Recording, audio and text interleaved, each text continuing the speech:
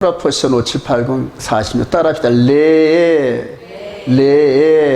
이게 이제 보라라 이런 뜻인데 우리 신명기 11장 20절 시작. 보라 내가 이날 복과 저주를 너희 앞에 두노니. 그래서 복과 저주를 이제 우리 앞에 둔답니다. 그래서 나중에 보면 하나님께서 이스라엘 백성들이 이제 가나안 땅에 들어가면은 그리심산에서 축복의 메시지를 전하고 에벨산에서 저주의 메시지를 전하라는 이제 이런 그 명령이 있습니다. 나중에 순종을 합니다. 요쯤이면 야곱의 이게 안 보이나 여러분? 안 보이는구나 이게. 요 동네쯤에 야곱의 우물이 있어요. 여기가 요렇게 양쪽 산이 이렇게 있더라고요. 실제 보니까 이렇게 돼 있더라고요. 가서 요쯤에 어딘가에 하여튼 야곱의 우물이 있는데 예전에 이렇게 집들이 많이 없었겠죠. 근데 요즘은 집들이 많이 생겼습니다. 여기가 저 팔레스타인 지역이라 가지고 유대인들이 들어가면 린치를 당하는 곳입니다. 이게 린치를 당하는 곳입니다. 그래 야곱의 우물이 요쯤에 있어요. 자, 우리 신명기 11장 27절 시작. 너희가 만일 내가 오늘 너희에게 명하는 너희 하나님 여호와의 명령을 들으면 복이 될 것이요. 너희가 만일 내가 오늘 너희에게 명령하는서 도에서 돌이켜 떠나 너희 하나님 여호와의 명령을 듣지 아니하고 본래 알지 못하던 다른 신들을 따르면 저주를 받으리라. 네가 가서 차지할 땅으로 너를 인도하여 들이실 때에 너는 그리심산에서 축복을 선포하고 에벨산에서 저주를 선포하라. 그래요. 여러분 성경 전체를 이렇게 쫙 통시적으로 이렇게 비춰보면은 하나님의 말씀이 있고 그 다음에 이 복과 저주가 딱 있어요. 그러니까 하나님의 말씀을 순종하면 복이고 그 다음에 불순종하면은 저주고 간단합니다. 이제 이것이 그냥 그들의 역사를 관통하는 겁니다. 역사를 관통해요. 우리 여호수아 8장 한번 가보십시다. 그대로 이제 말씀을 순종하는데 이스라엘 백성들이 여호수아 8장.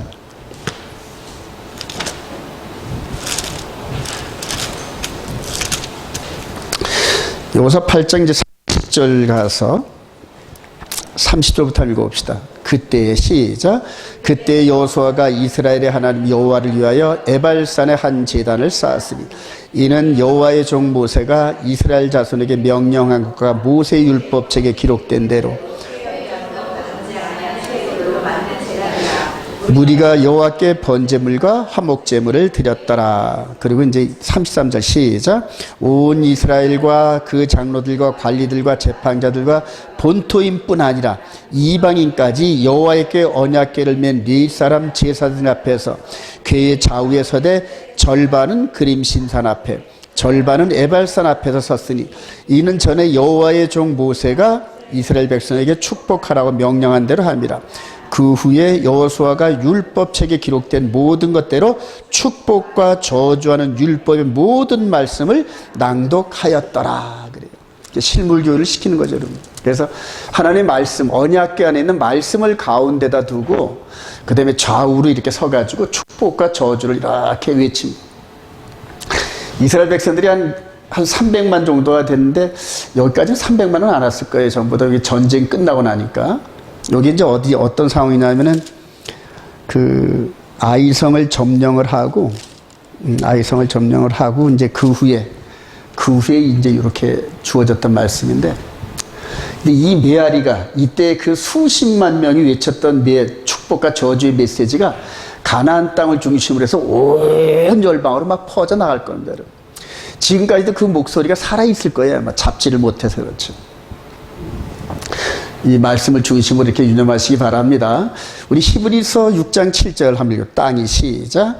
땅이 그 위에 자주 내리는 비를 흡수하여 밭가는 자들이 쓰기에 합당한 채소를 내면 하나님께 복을 받고 만일 가시와 엉겅퀴를 내면 버림을 당하고 저주함에 가까워 그 마지막은 불사름이 되리라. 여러분 이게 무슨 말이냐면 히브리서 6장으로 다시 한번 갑시다. 아래 위로 조금 보충된 말씀이 있는데 히브리서 6장.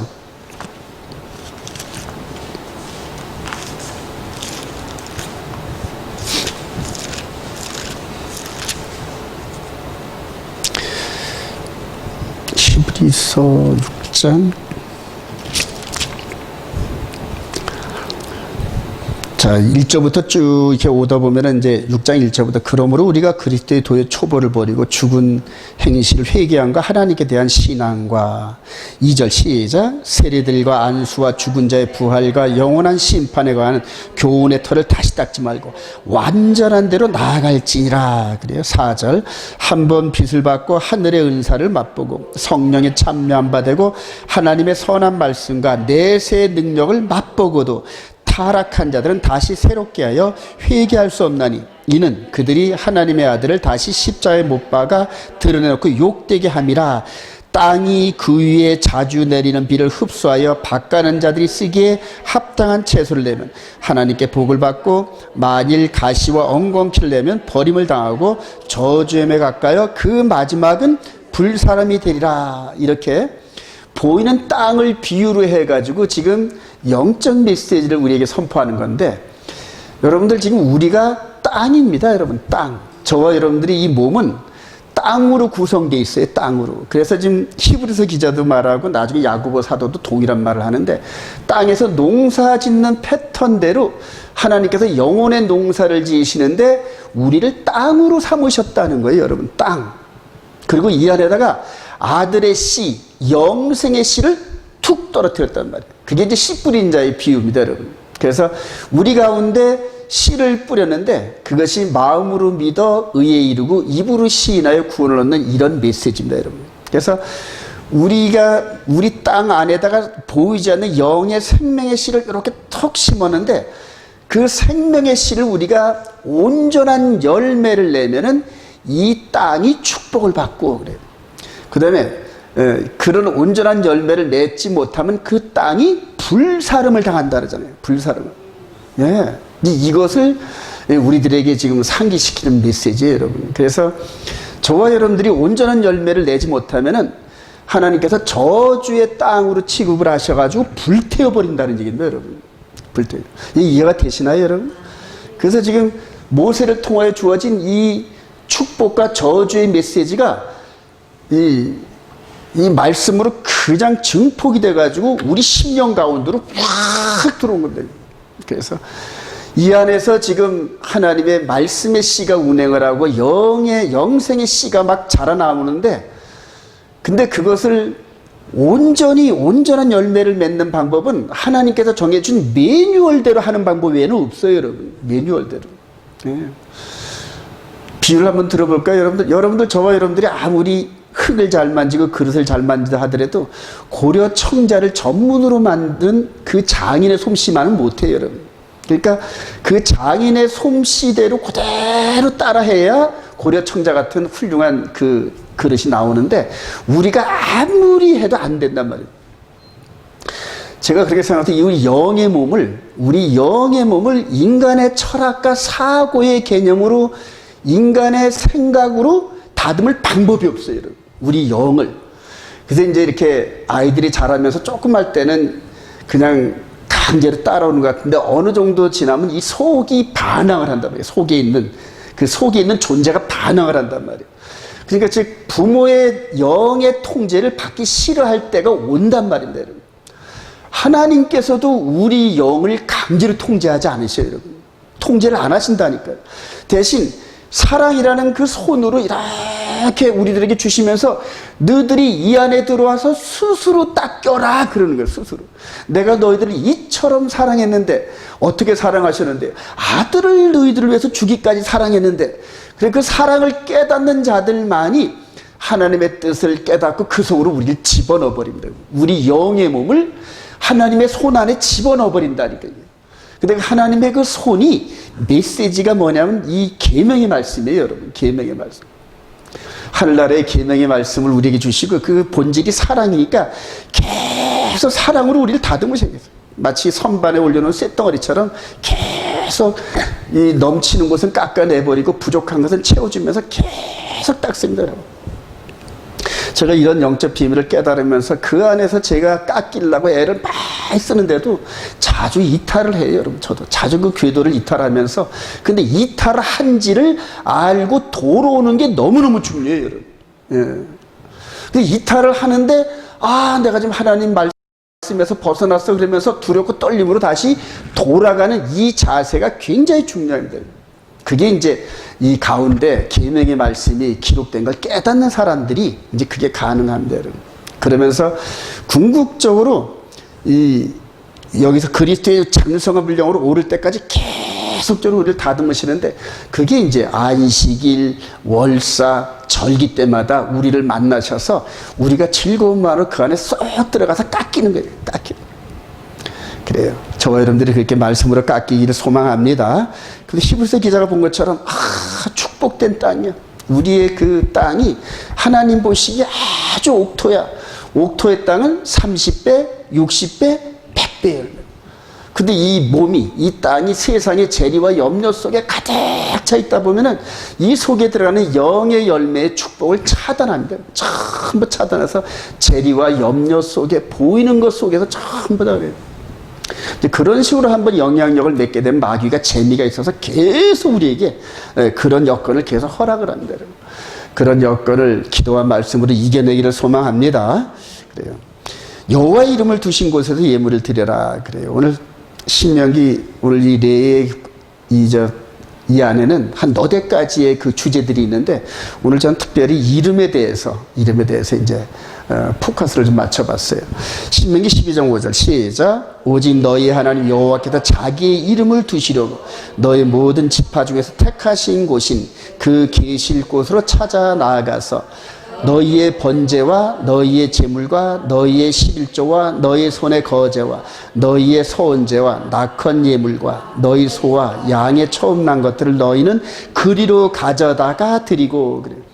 모세를 통하여 주신 이 메시지가 이제 세월을 거쳐서 여호수아를 거치고 사사기를 거치고 사무엘 상하를 거치면서 열왕기상쯤 들어와가지고 솔로몬 시대 때에 성전이 딱 들어서면서 드러납니다, 여러분. 하나님께서 하나님이 이름을 두시려고 했던 곳이 여기구나 하고 딱 깨닫습니다. 그러니까 한 500년 후쯤에 나타나는데, 이게 바로 예루살렘 땅입니다, 여러분. 고대 예루살렘의 이제 모습인데, 이게 지금 솔로몬 성전이 이게 지어졌을 때 이제 모습입니다, 여러분. 지금은 이 주위에 하여튼 뭐 집들이 엄청나게 많이 있죠. 성전이 있고, 여기 보니까 요쪽이 이제 감람산이 됩니다. 감람산, 요 뒤쪽이 신놈의 아들 골짜기로 해가지고 뺑 뚫어서 있습니다. 이렇게 해서.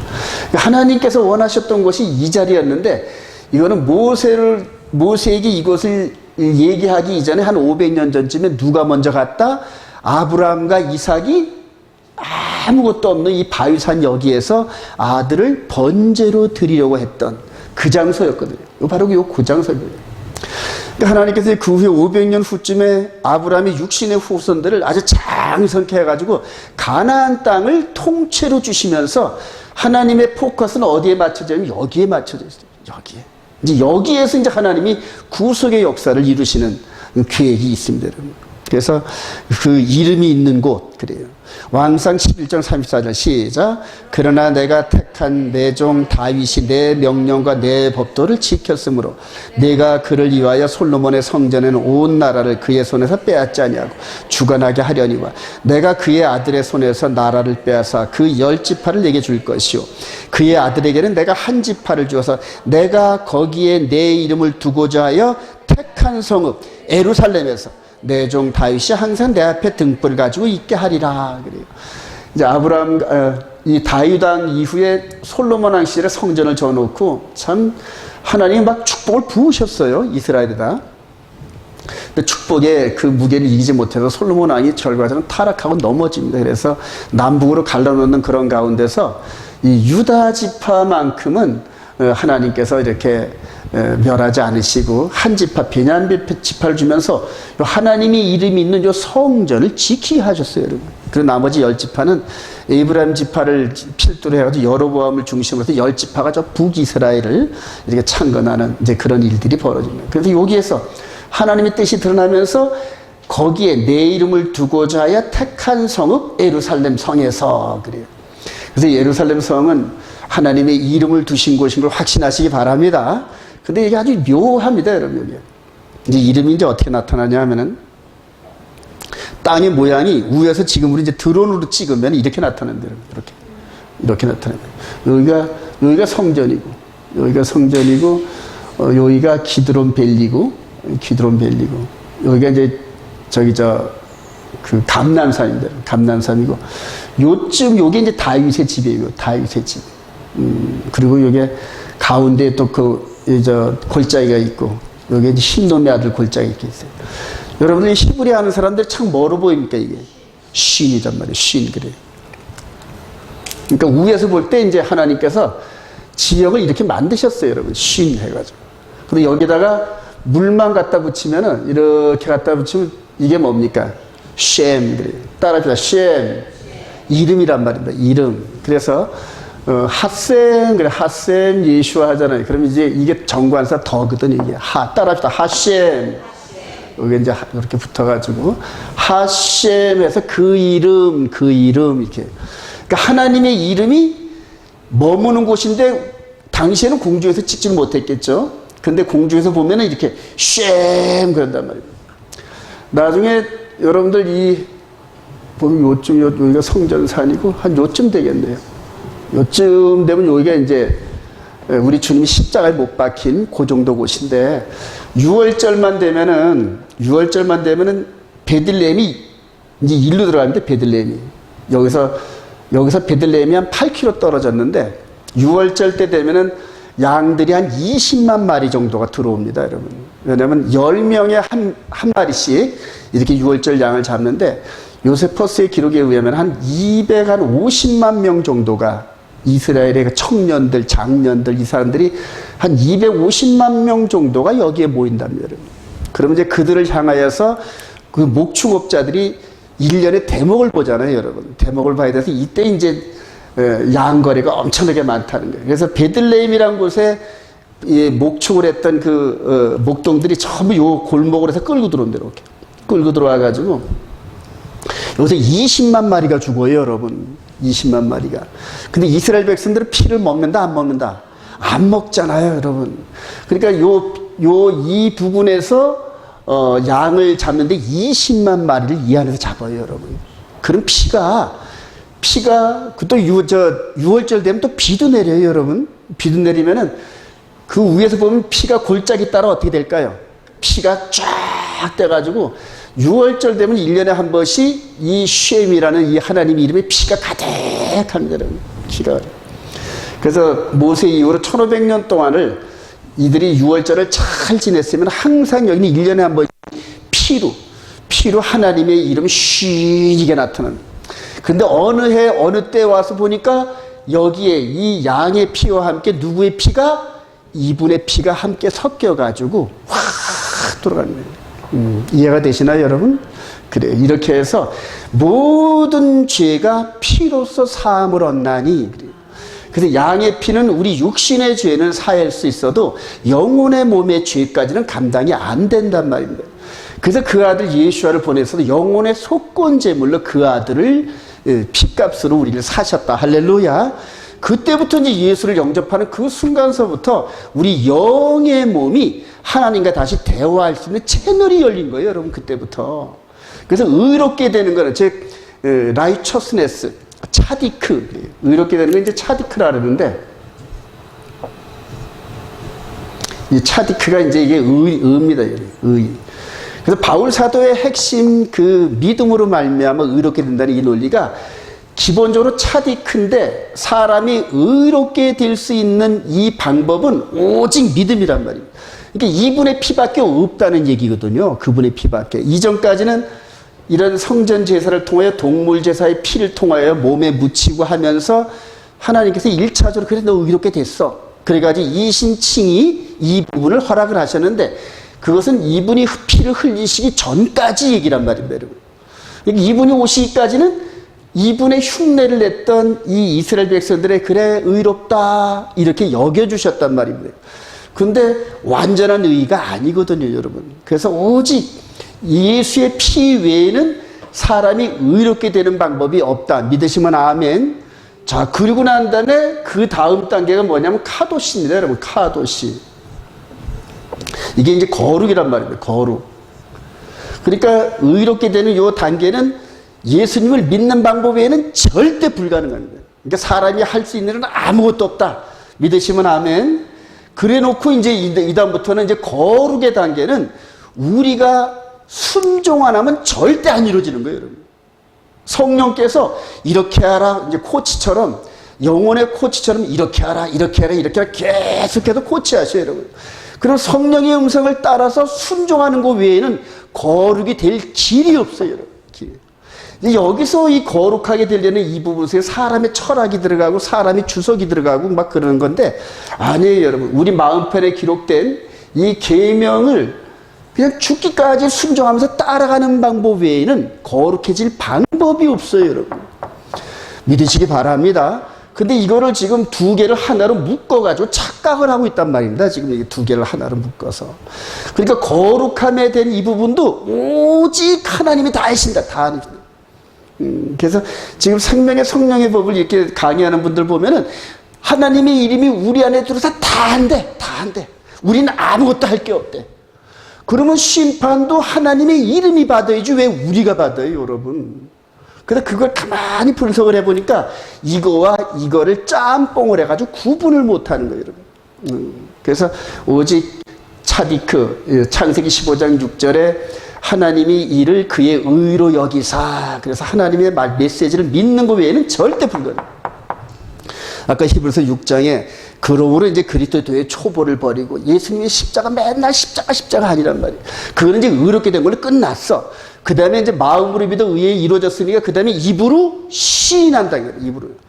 그러니까 성령께서 하나님의 말씀에 기록된 그 메시지를 통해 계속 우리 귀에 들려주시면 아멘, 아멘, 아멘. 옆으로 넘어졌다가도 아멘하고 일었습니다. 멀리 도망갔다가도 아멘하고 돌아오고 할렐루야. 이런 과정이 성화의 과정이에요. 이게 이제 성소에서 매너라와 함께 떡상과 기도의 향단의 삶을 사는 거란 말이에요. 그리고 나중에 영화는 거룩하게 됐다 하나님이 여기심을 받은 사람들만 영화로운 몸으로 변한단 말이에요. 마치 우리가 지금 요즘에 한참 매미가 울잖아요, 여러분. 매미가 속에 있는 매미를 열심히 영양분을 주고 공급한 자는 껍질을 벗고 나가는 그러한 이제 그 변화가 있는데, 그렇지 못한 거는 중간에 다 소멸되잖아요. 제가 이 성경을 통하여 내 속에 숨어있는 영의 몸이 어느 순간에 매미처럼 빠져나와가지고 속 사람이 우리 예수님이 부활했던 그 몸을 덧입는구나. 할렐루야. 그걸 깨달아요. 그걸 깨달아요. 그래서 우리 속 사람을 거룩하게 하시려고 하나님이 계속 메시지 순종하라, 메시지 순종하라. 여러분 신명기 전체 읽어보세요, 여러분. 전체 읽어보면은 딱 하나예요. 하나님 말씀을 무조건 순종하라요. 무조건 순종하라요. 순종하시기 바랍니다.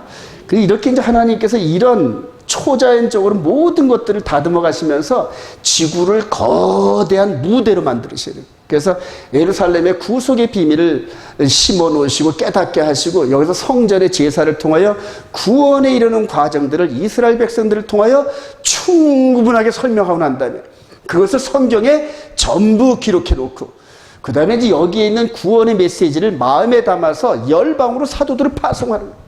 그러니까 이런 성전 제도의 피 흘림과 코셔나 이런 겉사람의 육체 예법이 아니라 이런 모든 제도를 전부 속에다 담아놓고 성령 정말 통하여 이런 것들을 설명을 할 때마다 성령 충만한 사람이 이거를 설명할 때 듣는 사람이 막 마음이 뜨거워지는 거예요. 구원의 비밀을. 즉 이 속에 있는 우리 영이 예수를 믿음으로 말미암아 의롭게 되면서 거듭나면서 생명이 갈급한 메시지가 막 들어오기 시작해요. 이제 그렇게 하고 난 다음에 나중에 이제 마귀가 탁하니 모든 걸 시험하는 이제 이 관문 역할을 합니다, 여러분. 이렇게 쉼에 대한 이런 부분을 유념하시기 바랍니다. 자, 그렇게 해서 자, 우리 하나님의 이름, 이제 하나님의 이름 다시 한번 우리 출애굽기 3장 13절 시작.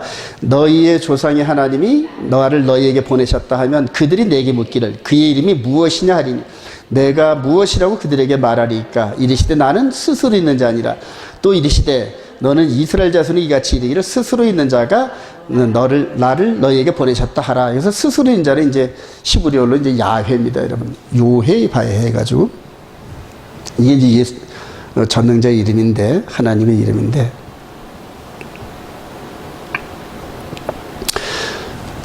요 부분이 이제 여호와 이제 야훼인데 모세에게 가르쳐 준 겁니다. 이게 이제 하야 동사에다가 하나 더 붙인 것은 이스라는 그런 뜻입니다. 이스, 존재라는 뜻입니다. 그러니까 나는 나야. 나는 나라니까. I am who I am. 다른 그 어떤 우리 눈에 보이는 그 어떤 존재하고 비교할 수가 없단 말입니다. 그러니까 나는 나야. 이제 이렇게 말씀하신 거예요. 그래서 야훼 그런 말이에요. 자, 그러면서 이걸 보니까 이제 히브리어로 파싱해 보니까 요게 손, 요게 보라, 요게 못, 그다음에 요게 보라예요. 그래서 손을 보라, 못을 봐라. 이게 이때까지는 무슨 말인지 잘 몰랐죠. 근데 우리 주님께서 십자가에 못 박히시면서 거기에 야훼라는 이 문구가 드러납니다, 여러분. 예슈와 하 멜렉, 예슈와 하 나자렛, 바 멜렉 하 예후다, 이런 식으로 해가지고 첫 자가 요렇게 그대로 나타나요. 그래서 그 유대인의 왕 예수, 이렇게 해서 본디오 빌라가 써붙였단 말이에요, 히브리어로. 근데 첫 자가 요렇게 딱 보이니까 이거를 본 사람이 기겁을 한 거거든. 그러니까 자칭 이렇게 해가지고 앞에다 자칭자를 붙여달라는 거예요. 그러니까 본디오 빌라도가 아니야, 내비도 난 쓸 거 썼어, 이런 식으로. 그러니까 하나님이 그런 본디오 빌라도의 이런 생각까지도 품으셔가지고 이렇게 나는 나야 하고 드러낸 거예요. 예, 무서운 일이죠, 여러분. 그래서 요 팻말, 요 머리 위에 팻말을, 이 사람은 누군데 이렇게 처형을 당한다, 팻말을 달아놓거든요. 근데 예슈와 하 나사렛, 바 멜렉, 하 예후다, 이렇게 써붙였는데 이게 보니까 첫 자가 야훼. 네, 여러분 놀라시기 바랍니다. 자, 근데 이제 이게 예슈아가 또 나와요, 여기서 이제 그 누굽니까? 그 예수의 어머니 마리아에게 예슈아라 이름을 줘라. 왜냐하면 구원할 자를. 여기서 보니까 요 손, 요두가 손이거든요. 그 다음에 쉔이 전능자란 뜻이고, 쉔이, 그 다음에 바브가 못이고, 그 다음에 이제 아인이 보라는 뜻이 있단 말이에요. 그러니까 똑같아, 개념이 지금 구약 성경에 나타났다는 야훼, 이분이 전부 다 그 신의 산에서 이렇게 내려오셔가지고 전부 말씀을 주시고 구약 전체를 이끌어오는 이 하나님의 이름이 야훼였어요. 그래서 이분이 이 의미가 손을 보라, 못을 보라 이래 했었는데, 보니까 여기서 예수도 전능자의 손에 못 박힌 것을 보라. 그래, 두 개념이 똑같단 말이에요. 사람의 이름은 개념이거든요, 개념. 그 어떤 뜻을 나타내는 개념인데, 그래서 예수와께서 손에 못 박힌 요 부분이 이분이 오시기 전에는 야훼, 이분이 오시기 이후로는 예수와. 그래서 나중에 요한 서신의 이름을 보면은 바로 그분이 나의 하나님이라는 이름을 깨달아요. 그래서 신의 산에서 말씀을 주신 야훼가 바로 우리의 남편이셨구나, 막 이런 것을 깨닫고, 그리고 이 남편 대신 이분이 우리를 위해서 생명값을 주시려고 죽으셨구나, 이런 것들을 전부 다 깨닫게 되고요. 그래서 그 이름이 얼마나 중요한지를 몰라요. 오직 예수와 외에는 천하에 구원 얻을 만한 이름을 준 적이 없는 거 믿으시기 바랍니다. 그래 지금 역사는 이름 싸움이에요. 좀 이름 싸움. 자, 요한복음 20장 30절 예수께서 시작. 예수께서 제자들 앞에서 이 책에 기록되지 않은 다른 표적도 많이 행하셨으나 오직 이것을 기록하면 너희로 예수께서 하나님의 아들 그리스도이심을 믿게 하려 하며 또 너희로 믿고 그 이름을 힘입어 생명을 얻게 하려. 그 이름, 그래요. 그 이름을 힘입어 생명. 여기서 이제 영생인데 쪼에인데, 그래요. 이분의 이름을 힘입어. 그래요. 우리가 예수님을 본 적이 있나요? 십자가에 죽으신 걸 본 적이 있나요? 아무도 못 봤어요.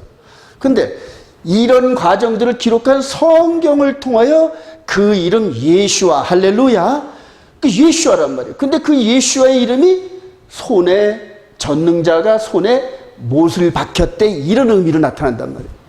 그러니까 이거를 성령께서 전부 깨닫게 하셨죠, 성령께서. 그래서 2000년 전에 골고다 언덕, 즉 하나님의 이름이 있는 그곳 에루살렘에서 십자가에 죽으시고 피 흘리셨던 그분이 창세기 3장 15절에서 약속하신 여자의 후손이셨네 깨달으면서 이런 모든 영적 비밀이 성령께서 깨닫게 하신, 성령께서 그리고 그 이름을 높이고 그 이름이 나의 구주의 이름이고 그분의 이름으로 말미암아 하나님 나라가 우리 안에 비춰지면서 하나님 나라의 완전한 법을 순종한다. 할렐루야.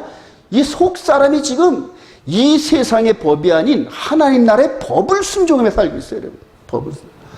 얼마나 높은 차원의 그런 법인지 몰라요, 여러분.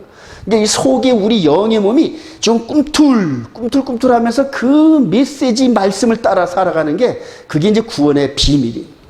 이 이름을 통하여 우리 안에 하나님의 메시지를 기록한 거 믿으시기 바랍니다.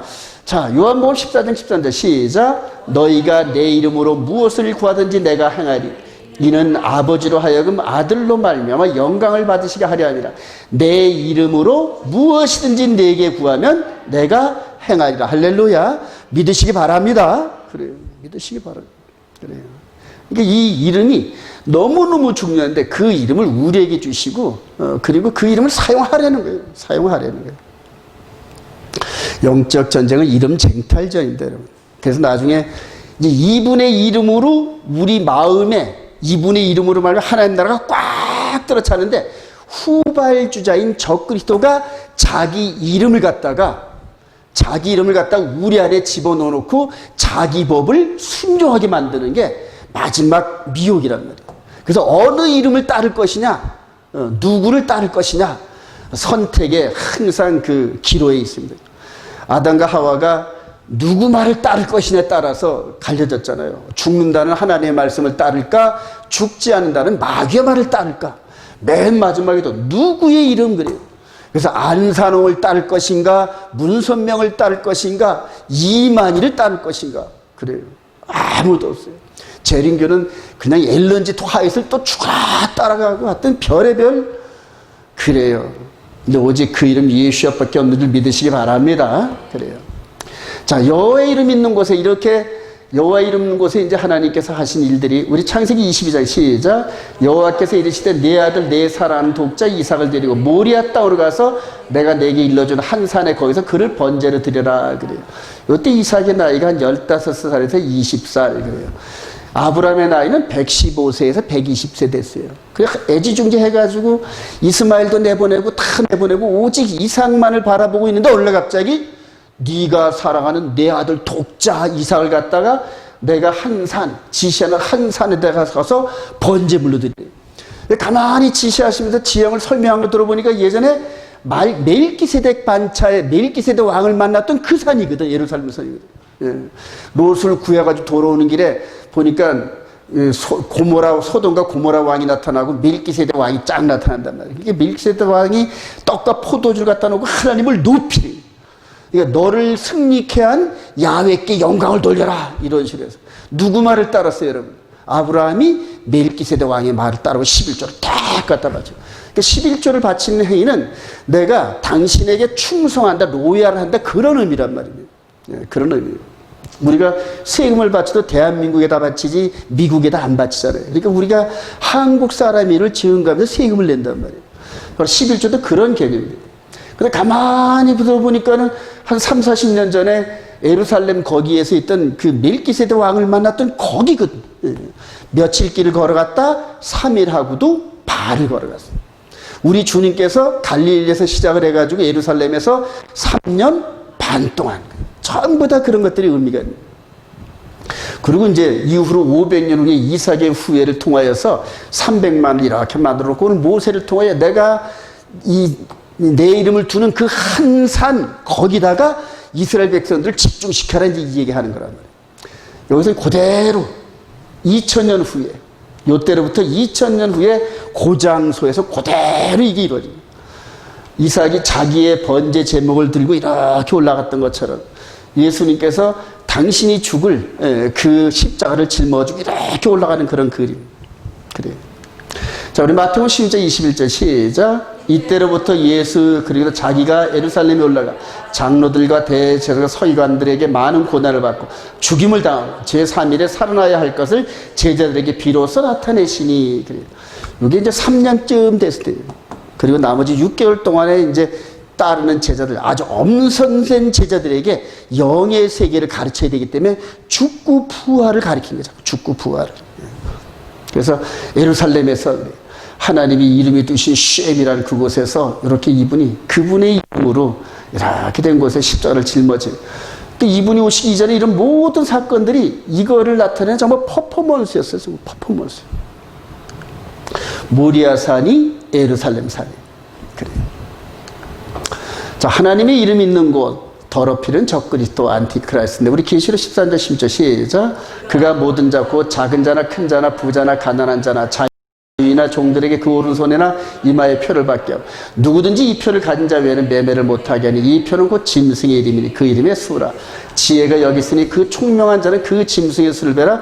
그것은 사람의 수니 그의 수는 666이니라. 그래요. 여러분들, 우리가 보면 전쟁을 할 때 보면은 예전에 이제 그 활과 창과 이런 것들을 했을 때 적군들이 막 쳐들어와요, 앞에. 그러면 장군은 기다려 그래가지고 가장 가까이 왔을 때 동시에 공격을 하잖아요, 여러분. 기다려, 웨이팅 한단 말이에요. 그러니까 효과를 나타내는 거죠. 저와 여러분들이 영의 몸으로 하나님의 계명과 예수 믿는 증거로 무장돼서 충분하게 되면 여러분 계속 기다리시기 바랍니다. 짐승의 표가 어떤 형태로 나타날지 계속 포커스 맞춰보세요. 계속 포커스. 짐승의 표. 그것은 사람의 순이, 그래. 멸망의 아들이란 말이에요. 멸망. 너희들이 멸망의 아들이 나타나기 전에 휴거니 뭐니 부활이니 전혀 없으니까 요동하지 마라. 그래. 데살로니가후서 2장을 한번 읽어보세요. 여러분. 멸망의 아들이 나타나기까지는 절대 종말이 안 나타나는 거야. 그러니까 지금 종말이 나타나니 휴거가 되니 부활이 되니 이런 거 지금 미리 하지 말고 멸망의 아들이 누군지 그래요. 아직 멸망의 아들이 안 나타났어요, 여러분. 안 나타났다. 그런데 안 나타나는데 지금 우리가 미리 전부 이거다 저거다 하다 보면은 그냥 적군이 오기도 전에 맨날 화살 쏘다가 전부 다 낭비하는 꼴이에요. 그러니까 하나님의 계명과 예수 믿는 쪽으로 똘똘 뭉치다 보면은 내공이 꽉 들어찹니다. 멸망이. 다니엘서 12장 한번 가보십시다. 전부 다 이게 이제 이렇게 흘러요, 이게 전부 다. 다니엘서 12장.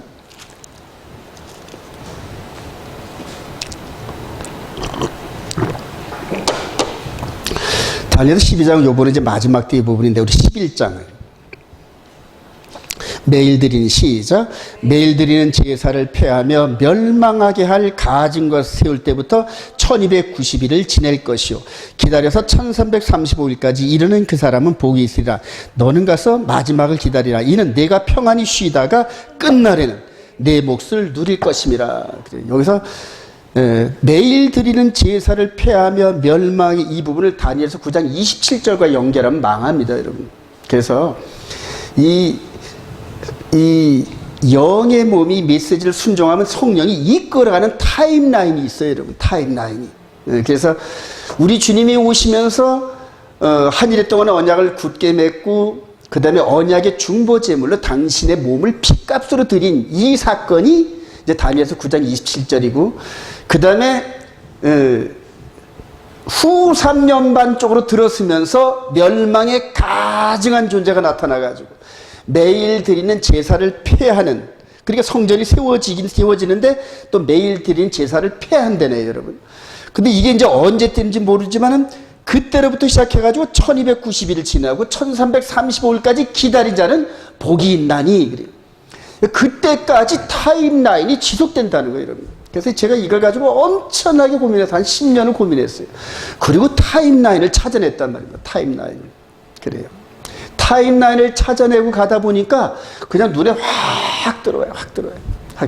그래서 이 멸망에 가증한 이자가 나타나서 때와 법을 바꾸고, 그 다음에 하나님의 이름이 있는 그곳에서 자기가 보좌를 틀고 거기에 앉아서 내가 하나님이여 하고 드러나는, 그때부터 시작돼가지고 이제 짐승의 표 사건이 드러납니다.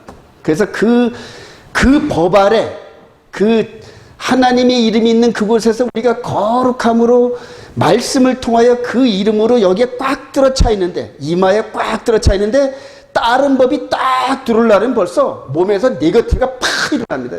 몸에서. 여러분들이 지금 다른 법으로 이 안에 들어찬 사람은 이 메시지가 튕겨져 나갑니다. 여러분, 튕겨져 나가요. 그래서 못 있어요, 여러분, 여기서. 왜냐면 자기 안에 배어있는 이거하고 다르거든. 그러니까 저거는 가짜일 거예요. 그리고 튕겨져 나가거든. 그래요. 그러니까 둘 중에 하나 택하시라는 얘기예요. 택하시라. 그래요. 그 이름의 수는 660이라 그래요. 자, 660이래요. 이거 이마에, 그래요. 그래서 겉에 있는 겉사람이 아니라 마귀도 속에 있는 속사람을 지배하려고 한다. 속사람. 그러니까 하나님의 말씀을 흉내내서 그대로 속여가지고, 속여서. 근데 그 속이는데 안 속는 방법은 생명책에 기록된 것뿐이다. 할렐루야. 제가 깜짝 놀랍니다. 계시록 13장 중에 생명책에 기록되지 않은 자는 전부 그 우상에 경배한다. 전부 그 우상. 성경이 그래요, 여러분. 무섭습니다, 여러분. 무서워요. 계시록 14장 1절 시작. 또 내가 보니 보라 어린 양이 시온산에 섰고 그와 함께 14만 4천이 서 있는데 그들의 이마에는 어린 양의 이름과 함께 그 아버지의 이름이 쓴 것이 있더라. 그래요.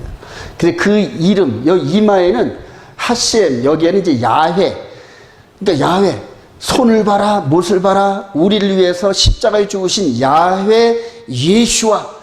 그래서 십자가를 통한 이것이 우리 안에 꽉 들어차 있는데 그 안에다가 생각을 강제로 바꾸고 속여가지고 666 자기가 하나님인 것을 새기겠다는 거예요, 여러분. 이게 그게 새겼대. 그리고 이제 환경으로 핍박하고 이제 막 그렇게 하겠죠, 여러분들. 근데 그거를 이겨낼 수 있는 방법은 이 속 사람이 강한 사람이 돼야 됩니다. 강한 사람. 근데 그게 이제 얼마 안 남았어요, 여러분. 정말입니다, 여러분.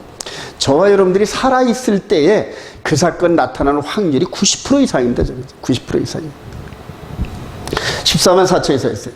이거를 이기고 이렇게 서 있다. 이기고. 그래요. 그래서 지금 하나님께서 이스라엘 백성과 이방인들 가운데서 마지막 이거와 함께 충돌해서 싸워 이길 수 있는 14만 4천을 선별하는 중이에요. 여러분, 민수기 마지막 장에서 12,000명을 선별해가지고 전쟁을 일으켜서 발람을 죽이죠. 여러분, 발람을 죽이고. 한 명도 안 죽지 않는 퍼펙트한 승리인데, 마찬가지로 퍼펙트한 승리. 저와 여러분들이 이 대회에 들어가시길 소망합니다. 하나님의 계명과 예수 믿는 친구. 자, 거짓 선자의 미혹을 분별하라. 신명기 13장 1절 시작. 너희 중에 선자나 꿈꾸는 자가 일어나서 이적과 기사를 내게 보이고 그 이적과 기사가 이루어지고 너희가 알지 못하던 다른 신들을 우리가 따라 섬기자 말할지라도 너는 그 선자나 꿈꾸는 자의 말을 청구. 여호와께서 너희가 마음을 다하고 뜻을 다하여 그래, 이스라엘 백성들이 항상 이게 있어요. 이게 있어가지고 메시아 운동이라든가 여러 가지 운동 이렇게 하면 가서 늘 분별하고, 그래서 침례원한테도 쫓아가가지고 막 꼬치꼬치 묻잖아요. 네가 그 선지자냐? 네가 메시아냐? 아니야. 근데 네가 왜 침례를 줘? 이런 식으로 막 따졌단 말이야. 그러니까 이런 식으로 늘 분별하는 이런 습관이 이스라엘 백성들에게 있는데, 신명기 13장 9절 시작. 너는 용서 없이 그를 죽이되 죽일 때 내가 먼저 그에게 손을 대고 후에 뭇백성에 손을 대라. 그는 애굽 땅 종되었던 집에서 너를 인도하여 내신 내 하나님 여호와께서 너를 깨어 떠나게 하려 한 자니 너는 돌로 쳐 죽여라. 이게 율법이란 말이에요. 제일 먼저 누가 생각나, 이걸 보니까? 사울이 생각나죠? 그래요. 그래서 이 스데반 집사가 여기서 이제 돌 맞아 죽는 가운데 누군가는 여기서 지금 옷을 맞는 검사 역할을 합니다. 그게 이제 사울이거든. 근데 여기서 스데반 집사가 뭐를 건드리냐면 성전 제사와 함께 할례를 건드린다, 여러분. 여기서. 여러분, 이거 사도행전 7장, 8장 이거 한번 쭉 읽어보세요. 그러면 그 내용의 핵심이 할례, 그 다음에 성전 제사입니다, 여러분. 근데 당시로서는 성전의 제사와 이런 부분들, 할례나 성전의 제사의 이런 부분들을 함부로 폄하하면 돌 맞아 죽는 이제 그런 그 분위기인데, 그래서 합법적으로 이 법에 의해서 이를 죽입니다. 그리고 사울이라는 나중에 바울 되는 그 사람이 산에 들이내서 파수하는 검사 역할을 한 겁니다. 합법적으로 죽인 겁니다. 합법적으로. 그러니까 너는 거짓 선자야. 예수, 나무에 달린 그 예수가 어떻게 메시아가 될 수 있어? 근데 거짓 종이야. 너는 죽어야 돼. 그래서 죽였단 말이에요. 근데 돌 맞아 피를 흘리는 그런 가운데서도 얼굴이 어떻게 변화했더라? 천사처럼 되더라. 할렐루야. 저는 그래서 이제 안심이 되는 게, 이렇게 돌 맞아 죽을 때도 영의 몸은 안 아프게끔 하나님께서 몸은 주사를 놔주시는구나. 그렇게 이제 생각을 해요. 그래요. 사도행전 7장 59절 시작. 그들이 솔로 소대반을 치니 스데반이 부르짖어 이르되 주 예수의 내 영혼을 받으시옵소서 하고 무릎을 꿇고 그에게 불러 주여 이 말을 하고 자니라. 사울은 그가 죽인 당함을 마땅히 여들어. 죽일 놈 같으니라고. 죽일 놈 같으니. 그래서 당시 유대 사회에서는 어느덧 모세로부터 1000년이 흐른 모세로부터 한 1500년이 흘렀던 이 세대에 하나님의 말씀을 거역하면 무조건 죽이는 살기가 등등하고 이상한 종교를 벼려요. 근데 이게 지금 2000년이 지난 지금 이스라엘도 지금 이런 분위기예요, 여러분 지금. 그러니까 2000년 동안 딱 동결된 상태였는데 다시 열방에서 다시 회복이 되면서 이스라엘의 랍비들 보면 전부 기본 마음이 이래요, 여러분. 그러니까 이들이 하나님 말씀을 열심히 지킨다 그러는데 그 지킴 속에서 마귀가 넘어뜨립니다. 나중에 이제 바울 사도가 이거를 참여하면서 어떤 말을 하냐면 로마서 10장 가봅시다. 바울 사도가 당사자거든요. 로마서 10장 1절. 형제들아 시작.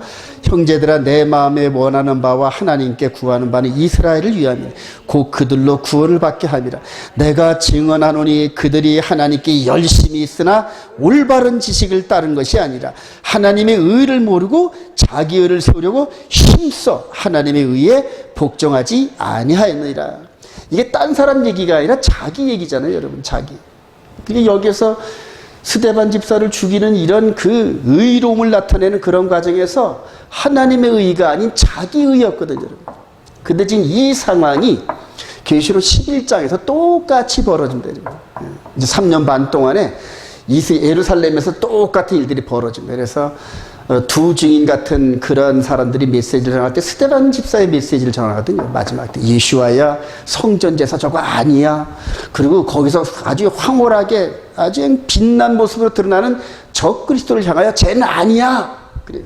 이런 식으로 해가지고 이스라엘 백성들이 다 그를 메시아로 믿고 그냥 그를 따라 단결하고 그를 따라 이제 전 세계를 지배하는 다윗의 그 엄청난 영광이 재현되려고 하는 그 길로 가고 있는데 거기다 그냥 그대로 죄를 뿌린단 말이에요. 두 증인이. 아니야, 쟤는. 그래요. 쟤는 적그리스도야. 이런 식으로 해서 3년 반 동안 죄를 뿌리니까 아마 돌 맞아 죽는 사람들이 부지기술 겁니다. 저와 여러분들도 가서 이 복음 전하려면은 이들한테 돌 맞아 죽을 각오하고 복음 전해야 돼요. 예수야뿐이 없어. 쟤는 아니야. 이런 식으로. 근데 과연 이런 분위기 속에서 예수와를 정결할 수 있는 그런 그 영적 군사가 과연 몇이나 될까요, 여러분? 여기 근처에 가기도 전에 나 모른대. 그리고 확 도망가고. 그러니까 수많은 베드로 같은 사람들이 요 근처에 왔다가 도망가고.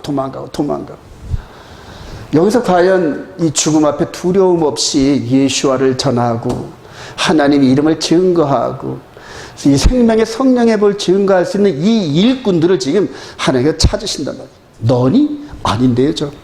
너니? 저 아닌데요. 평상시에 진리의 말씀을 품고 꿋꿋하게 얻어 터지고 조롱당하고 그래도 꿋꿋하게 가는 그런 사람들이 이길까지 갑니다. 지금 대다수 히브리 뿌리 한다는 사람들이 이렇게 돌 맞는 이런 일을 하기 싫으니까 타협을 하고 적당히 양다리 걸치고 여기 가서는 이런 척하고 저기 가서는 저리 가서 이런 식으로 하고 있단 말이에요. 박쥐처럼. 아니에요, 여러분. 마음 안에 새겨진 법은 딱 진리는 하나예요, 여러분. 그 진리를 뿜고 밖으로 드러낸단 말이에요. 밖으로 드러내면서 의도 터지고 망하면 망하고 쫓겨나면 쫓아가고 이런 식으로 평상시에 훈련된 사람들만이 이 자리에 간단 말이에요. 찬양을 하면서 눈물 펑펑펑 흘리면서 하나님 제가 그 자리에 가겠나 되는데 실제 가면 가기도 전에 벌써 도망가고 참 말로 혼으로 그래요. 그냥 물가에 잔잔한 얕은 그런 물에 찰랑찰랑하는 그런 은혜 가지고 그런 그 육체적인 어떤 그런 그 가벼운 은혜 가지고 이렇게 못해요, 여러분. 제가 단언하건대 그렇습니다.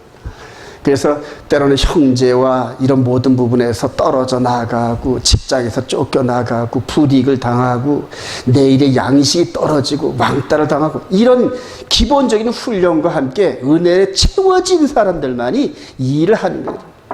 그렇지 않은 사람들은 못합니다. 하라 그래도 못합니다. 우리 온 이스라엘 교회가 이런 일꾼들이 많이 나타나기를 소망합니다. 제가 이스라엘 가서 그래서 연합을 해서 세워가지고 그런 일꾼들을, 강력한 일꾼들을 섬기고 이렇게 하려고 하는 계획이 그래요. 그래서 한 5, 6년 전부터 계속 예루살렘에 선교센터, 선교센터. 왠지 그 마음을 부어주셔가지고, 그리고 지난 10년 동안 그냥 온갖 돌팻말, 멸시, 조롱 받아가면서도 꿋꿋하게 그래요. 그래서 어떤 사람은 제 얼굴에 아주 철판 깔았대. 그 철판이 아니라 금강석을 깔았다. 앞에서 아무리 일요일 목사들이 뭐라도 눈 하나 깜짝 안 하는 거예요. 너들 다 지옥 가. 너들 지옥 간다니까. 전 담담히 그래요, 여러분. 예. 그러니까 이제 저보고 이제 너무 레디칼하다, 이제 그래요. 자, 성전에 계시는 여호와 하나님을 만나는 절기. 우리 신명기 16절 15절 시작. 내 하나님 여호와께서 택하신 곳에 너는 이래 동안 내 하나님 여호와의 절기를 들이크고 내 하나님 여호와께서 내 모든 소출과 내 손으로 행한 모든 일에 복 주실 것이 너는 온전히 즐거워할지. 너의 가운데 모든 남자는 1년에 3번 곧 무교절과 칠칠과 초막절에 내 하나님 여호와께 택하신 곳에 여호와를 배웁되 빈손으로 여호와를 배웁지 말고 각 사람이 내 하나님 여호와께서 주신 복을 따라 그 힘대로 드릴지니라. 이렇게 정해놓으시고 이제 1년에 3번씩은 무조건 오래. 예, 무조건 오래. 그래서 이게 봄절기인데요. 이 절기가 너무너무 중요한데 히브리 뿌리의 핵심은 이 절기에 있습니다, 여러분. 절기. 그리고 이 절기를 따라 순종하는 게 핵심입니다, 여러분. 여기에 가장 밑바탕이 안식일이 깔려있어요. 6일째 지나고 제7일 안식일이 이 모든 절기의 파운데이션입니다. 그래서 절기를 얘기할 때 안식일을 빼고 안식일을 순종하지 않은 상태에서 절기를 얘기한 거는 사상 누각인데, 사상 누각이에요. 그래서 하여튼 이스라엘이 부상하면서 마지막 때 이방인과 연합하는 가운데서 하나님께서 6일 동안 창조하시고 7째 날을 선포하신 그 영광이 온 세계에 다시 한번 회자될 겁니다. 온 세계에. 그래. 봄절기 6월절부터 쭉 시작해가지고 이제 조금 있으면 이제 그 나팔절이 곧 시작됩니다. 나팔절이 곧 시작되고. 자, 여호와의 절기를 따라 이루어지는 메시아의 사역. 이 절기가 설계도인데 이 설계도대로 그대로 우리 주님이 이루셔요. 골로새서 2장 10절 시작. 절기나 초하루나 안식일을 이룬 누구든지 너희를 비판하지 못하게 하라. 이것들은 장래일의 그림자이라 몸은 그리스도의 것이라. 이걸 문맥적으로만 해석하면 패했다는 뉘앙스가 강합니다, 여러분. 패했다는. 그런데 창세부터 계시록까지 하나님께서 이 농사 절기를 통하여 이루시는 이걸 보면은 아주 후반부 가을 절기가 안 이루어졌거든요, 여러분. 패할 방법이 없어요, 여러분. 해와 달과 별과 이런 거를 기준으로 절기를 만드셨단 말이에요. 근데 전부 다 지금 이 절기가 이방 교회들은 거의 패했다 그럽니다. 거의 패했다. 재림교가 안식일을 회복하면서도 이 절기는 그냥 패했다고 아주 침을 튀겨가면서 주장을 합니다. 근데 아니에요, 여러분. 자, 우리 주님께서 6월절 십자가에 죽으시고 무교절 안식일, 이게 이제 첫째 날 안식일인데 장사 되시고 그 다음에 초실절날 부활하시고 정확하게 오순절날 성령이 강림하셨다. 할렐루야. 그래요. 요게 이제 전반부 이루시는 사역이란 말이에요. 그리고 요게 우리 주님의 공생의 3년 반의 열매인데, 3년. 그러니까 이 모세를 통해 주어진 이 절기를 실제로 했다. 실제 상황이에요. 요때가 실제 상황이었다. 그리고 이제 가을절기가 나팔절, 대속제일, 초막절 사건이 후 3년 반에 기다리고 있단 말이에요. 그래서 절기가 몸에 밴 사람들은 다니엘서 9장 27절에 전 3년, 후 3년 이게 감이 잡혀요, 여러분. 근데 그걸 순종을 안 해본 사람은 그거 얘기해도 못 알아들어요, 여러분. 왜냐면 지켜본 경험이 없으니까. 그래요. 여러분, 이 절기 따라 삶의 패턴을 잘 정리하시기 바랍니다. 그래서 저와 여러분들이 지금 오순절 지나고 한참 한 4개월 동안 지나오면서 나팔절이 다가오기를 기다리고 있어요. 4개월 긴 공백이 있어요. 실제적으로 이루어지는 다니엘의 한 일에 다니엘서 9장 20절 시작. 62일에 후에 기름 부음을 받은 자가 끊어져 없어질 것이며 여기가 이제 69일에 타고 여기가 70일입니다. 그래서 62일이라는 69일에 62일의 후에 그래요. 이게 요거를 굉장히 중요시 하겠어요. 69일의 후에, 그러니까 한일의 가운데에서 어딘지는 몰라요. 한일의 가운데 어느 시점인지 모르지만 기름 부음을 받은 자가 끊어져 없어진단 말이에요. 이 한일에서 이루어지는 이 사건을 지금은 세대주의 사람들은 7년을 끝자락에 갖다 놨잖아요, 여러분. 그리고 이제 7년 평화가 언제 이루어지냐, 그 뉘앙스 찾아가지고 교회 휴거한다라고 지금 방송에서 아주 얼마나 그런지 몰라요. 그러니까 자기들이 세운 그것 따라서 그냥 역사가 진행된다는 걸 알려주고 싶어서. 근데 거의 다 무너집니다. 거의 다 무너져요. 자, 그런데 그 다음 절에 다니엘서 9장 20절 시작. 그가 장차 많은 사람들과 더불어 한 일해 동안의 언약을 굳게 맺고 그가 그 일의 절반에 제사와 예물을 금지할 것이며, 이런 부분에 전부 뉘앙스를 주신 거예요. 그래서 그 한 일의 중간에 이분이 끊어져 없는데 어떻게 끊어져 없어지느냐? 십자가를 짊어지신대. 어떻게? 이삭처럼 짊어지신대. 어떻게? 이사의 53장처럼 피 흘리신대. 영혼의 속건 제물로 드린대. 그러니까 한 일의 중간에 3년 반 사역을 쭉 따져보니까 여기가 그림이 맞잖아요, 여러분. 그리고 바로 이 십자가를 짊어지기 전날 밤에 요 세대를 통하여서, 6월절 세대를 통하여 이 떡을 받아라, 이거는 내 몸이니, 이 잔을 받아라, 이 피 내 피니, 언약의 피니, 많은 사람들을 위하여 흘리는 바 나의 피, 언약의 피. 그래서 많은 사람, 그가 장차 많은 사람들, 이거를 그대로 예수님이 그대로 인용한 거예요. 그러니까 다니엘서를 보면서 다니엘이 이렇게 말했거든. 장차 많은 사람들과 더불어. 그런데 여기서도 말씀하실 때 이거는 많은 사람들의 죄를 사하는 언약의 피라고 많은 사람들이 이걸 집어넣습니다. 왜 그럴까요? 글자 하나라도 전부 뉘앙스 주신 거예요.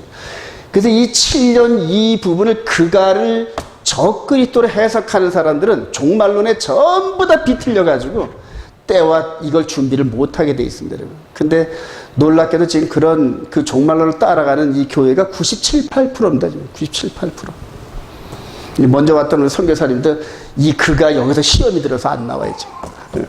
그가가 적그리스도라는 걸 동의를 못하겠대. 그러니까 세대주의 관점에 충만하게 물들어가지고 그것만 지금 따라가고 있단 말이야, 그것만. 그러니까 자기가 세운 교리 이 부분을 떴고, 딴 해석은 틀린 거야. 그래서 그 사건만 이렇게 쳐다보고 있는데 그게 갑자기 아니라 그러니까 지금 유명하다는 목사들이 다 그렇게 그가 적그리스도라는데 별 볼 일 없는 것 같은 이 온 이스라엘 교회 목사가 그가 바로 메시아라 그러니까 이게 시험된 거죠. 그래요. 자, 바로 이런 부분에서 이게 확신하시기 바라면서 이분이 오순절날 이걸 내려주시고 이제 이방인에다가 이렇게 빠져나오는 그림. 계시록 13장 5절 시작. 또 짐승이 과장되고 신선모독을 말하는 입을 받고 또 42달 동안 일할 권세를 받으니라. 성경에서는 42달 1260일 한때 두때 반때 이제 이런 식으로 나타나는데, 예수님께서 42달 동안 일했다는 이거는 성경적으로는 안 나옵니다, 여러분. 나오지는 않는데 계속 이 부분을 얘기를 하면서 여기에 부분을 찾아내지를 못하는 거예요. 찾아내지. 그래서 전 3년 반 동안 이분이 사역을 하시고 하늘의 보좌에 오르시면서 이제는 성령님을 통하여 이 땅에서 일어나는 영적 전쟁을 지금 이렇게 보고 지휘하고 계신단 말이에요. 이제는 몸이나 이런 걸로 지휘하시는 게 아니라 말씀을 통하여 성령께서 이렇게 인도하시는 전쟁을 지금 진행하고 계시죠. 지금 진행. 여기에 이제 적그리스도가 42달 동안 나타나는데, 네 동물이 몸은 표범이요, 입은 사자요, 그 다음에 발은 곰발바닥이요. 이런 식으로 맨 마지막에 나타난 4대 강국이 하나로 연합하면서 순식간에 연합하는 이런 그림이 나타난다. 그래서 지금 전 세계 4대 강국이 미영, 그 다음에 소련, 또 이제 한 나라를 이제 중국을 쳐줘야 될지 말지 모르겠어요. 중국이 이제 완전히 각 나라로 소멸돼가지고 소수 단위로 쪼개질라는지 모르겠어요. 하여튼 어쨌든 간에 이 표범이라는 몸통과 입은 사자고 발바닥은 곰발바닥 같은 이런 나라들이 맨 마지막 때 연합을 하고 거기서 작은 뿔 하나를 딱 등장시켜요. 이런 것들이 미래에 대한 예언인데, 그때 다 가까이 다가가고 가게 되면은 이 그림이 보입니다, 여러분. 그 이름이. 그래요. 자, 적그리스도의 등장무대 제3은 요한복음 5장 30절 시작. 나는 내 아버지의 이름으로 왔음에 너희가 영접하지 아니하나 만일 다른 사람이 자기 이름으로 오면은 영접하지. 이름 싸움이에요. 이름 싸움. 계속 이름 싸움입니다. 요한일서 4장 시작. 시인하지 아니하는 영마다 하나님께 속한 것이 아니니 이것이 곧 적그리스도여이라. 오리라 한 말을 너희가 들었거냐. 지금 벌써 세상에 있느니라.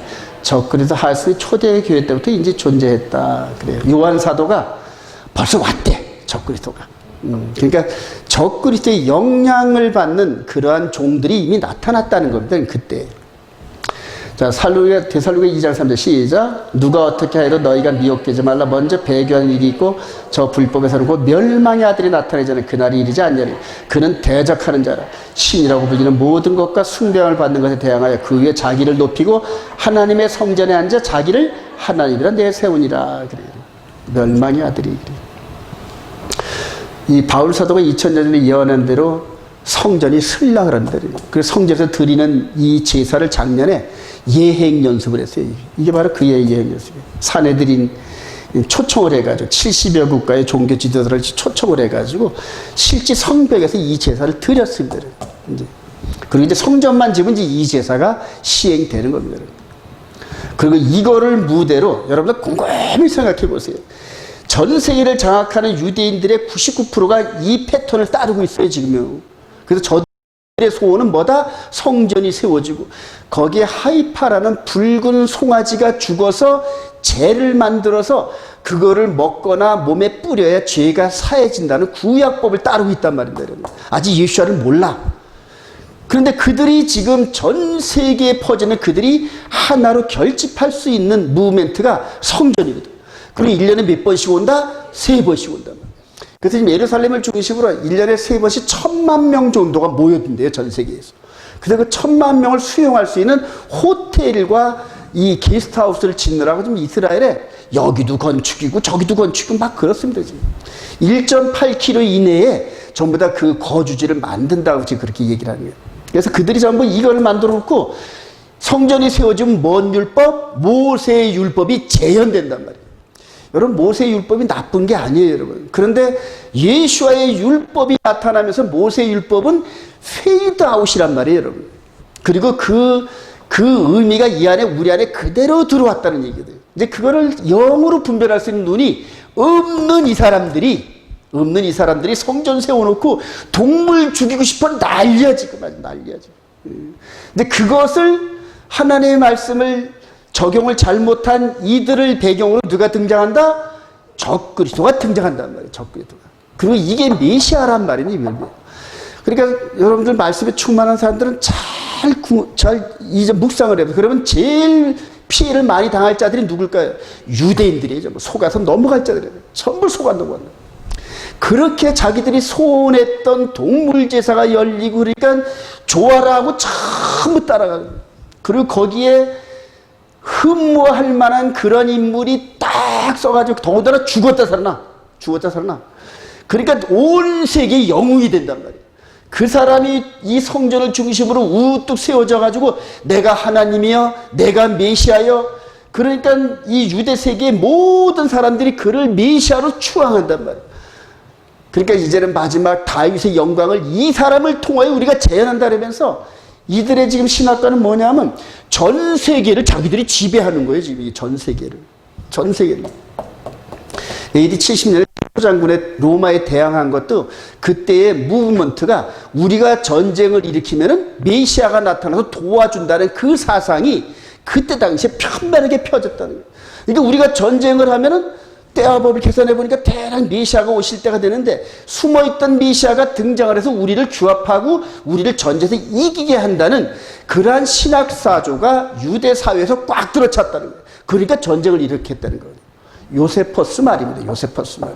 근데 마지막 때도 동일한 관점이 똑같이 흘러요, 지금. 이 이스라엘의 유대 백성들이.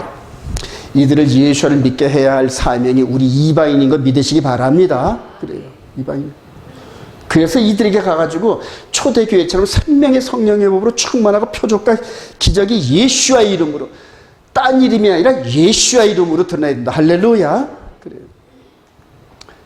이제 결론에 미릅니다, 여러분. 자, 요한 사도가 다른 그 사도들의 글에는 이제 이미 와 있다는 이런 그것이 약해요. 근데 요한 사도는 봤다는 얘기를. 이걸 봤단 말이에요. 요한 사도가 이 계시록 12장을 볼 때는 이제 다른 사도들이 다 죽었을 텐데 우리 계시록 12장 가보십시다. 이때는 베드로도 죽고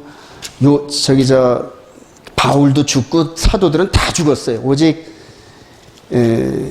이 요한 사도만 살았는데 요한계시록 12장 1절 하늘에 시작. 하늘에 큰 이적이 보이니 해를 옷 입은 한 여자가 있는데 그 발 아래는 달이 있고 그 머리엔 12가지 별이 있더라. 이 여자가 아이를 배에 해산하게 되며 아파서 애를 쓰며 부르짖더라.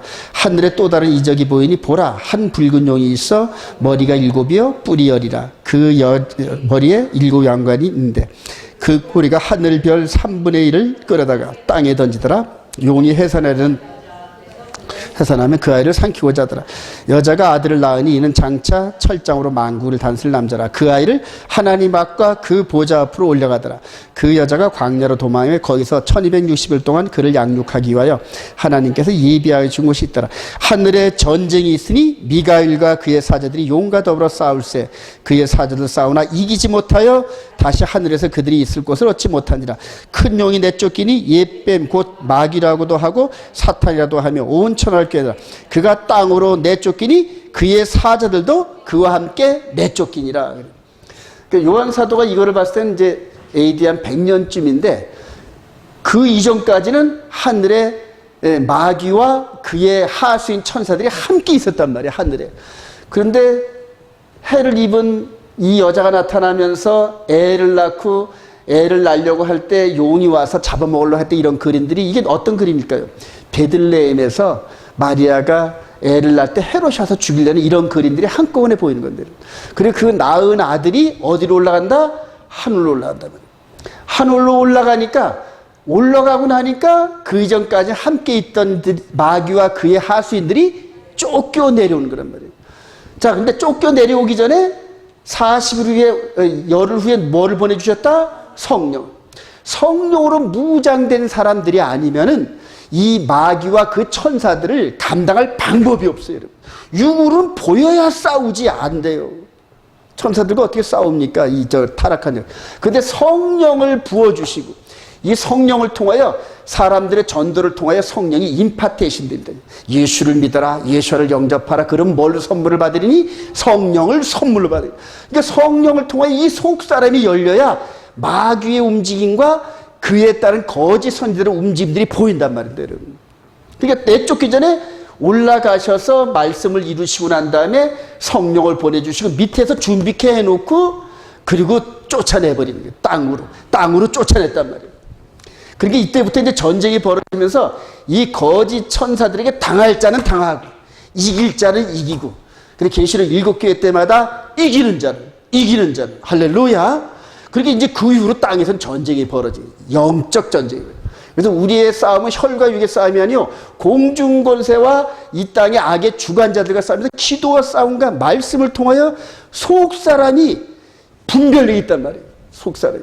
그러니까 진리를 품고 있어야 분별력이 있단 말이에요.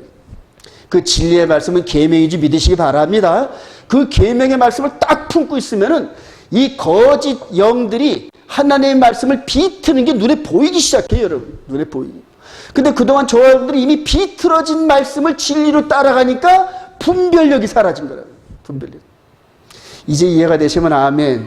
그래요. 분별하시기 바랍니다. 그래서 싸움이 계속 벌어집니다. 에서 보도 3일날 이방지역 7교회가 끝날 동안에 계속 이 싸움이 벌어져요. 계속 이 싸움이 벌어져요. 큰 흐름을 여러분들 이해하시기 바랍니다. 그래서 이게 초대교회 때 요한 사도가 이런 땅에서 일어나는 사건들을 전부 그림으로 한 컷 보여줍니다. 근데 이 여자가 낳은 철장 권세를 다시 이분이 십자가 사역을 마치고 올라가면서 이제는 마지막 가을절기를 기다리면서 가을절기에 멸망당할 마귀를 하늘에서 쫓아내버립니다. 이제 그게 레위기 16장에 보면은 아사셀 양과 여호와를 위한 양으로 보입니다, 여러분. 그래요. 유념하시기 바랍니다. 쫓고 난 다음에 이걸 이기기를 원하시지 얘한테 넘어가기를 원하시는 게 아니거든요, 여러분. 그래요. 근데 이 요한 사도가 이제 이걸 보면서 나머지 요한복음, 요한 1, 2, 3서를 기록하면서 전부 이 계시록을 본 바탕으로 전부 메시지를 다 했어요. 그러니까 다른 사도들보다 영적으로 충만한 게 이걸 전부 봤거든. 종말까지 전부 봤단 말이에요, 요한 사도는. 요한복음을 통해서 요한 1, 2, 3, 4를 많이 읽으시길 바랍니다. 그리고 계시록을 읽으면 복이 있어요. 여러분. 읽고 듣고 순종하는 자는 복이 있나니. 왜냐? 때가 가까우니라. 때가 가까워. 자, 베드로전서 5장 8절 시작. 근신하라 깨어라 너희 대장 마귀가 우는 사자같이 두루다니며 삼킬 자를 찾나니 너희는 믿음을 굳건히 하여 그를 대적하라. 그래. 영의 몸, 즉 믿음의 세계를 굳게 하라는 얘기예요. 이것 가지고 있는 사람들만이 이깁니다. 여러분. 결론입니다. 사도의 가르침 전통을 따라 지키면서 그리스도 영광에 참여합시다. 데살로니가서 2장 13절 시작. 하나님이 처음부터 너희를 택하사 성령의 거룩하게 하심과 진리를 믿음으로 구원을 받게 하심이니 이를 위하여 우리의 복음으로 너희를 부르사 우리 주 예수 그리스도의 영광을 얻게 하려 하심이라. 그러므로 형제들아 굳건히 서서 말로나 우리의 편지로 가르침을 받은 전통을 지키라. 여러분들 지금 히브리 뿌리 토라를 아는 여러분들이 유대인들이 나와가지고 이방 지역에서 가르칠 전통이 뭐가 있겠어요, 여러분? 계명, 안식일, 월삭, 절기란 말이에요. 근데 성전의 제사는 갖고 나올 수가 없으니까 여기 나와서 피제사 드리자는 말은 못할 거 아닙니까, 여러분? 그렇죠? 그러니까 여기서 예를 들어 지금 올토독스라 하더라도 너 가서 이방 지역에 가서 유대인, 하나님의 말씀을 맡은 유대인들의 이 강점을 이방인들에게 가서 전하라. 그러면은 그냥 계명을 주셨다 하나님. 우리는 언약 백성이다. 그리고 그 계명을 순종함으로 복과 저주가 임하고 그래요. 이런 식으로 가르칠 거 아니에요. 그리고 일주일에 한 번씩 저희들이 금요일날 이렇게 엘리베 샤bat 드리면서 가족끼리 이렇게 해가지고 그냥 가족끼리 이렇게 친근하는 이런 모습을 이방에게 보이고 싶을 테고, 그 다음에 이제 샤bat날 중간에 가서 저희들끼리 모여가지고 샤bat샬롬 하는 걸 원할 테고, 절기 때마다 유월절 때 모이고 무교절 때 모이고 이런 식으로 할 거 아닙니까? 그게 전통이란 말이에요. 초대교회의 사도들도 그랬단 얘기입니다, 여러분. 그랬단 말이에요. 근데 이방 지역에서 나가다 보니까 코셔나 이런 것들이 걸리니까 하나님께서 코셔를 허물으셨구나. 그래서 이방인들 가운데 정말 정성스럽게 차려진 음식을 봤거든. 코셔 유무 따지지 말고 무조건 먹어라. 그렇게 한 거예요.